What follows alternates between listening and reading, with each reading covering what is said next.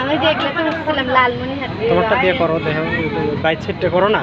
আমারটা তো তোমার কাছে, আমার কাছে আমার না আমার কাছে তো নাই।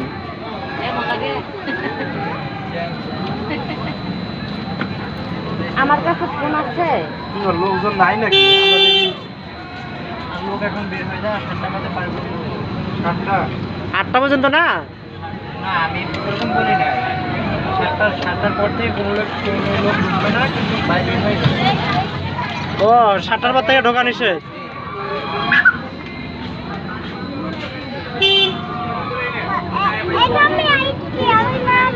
আচ্ছা আরেকদিন উঠবো, ওই আজকে দেরি হয়ে গেছে, আরেকদিন আসবো।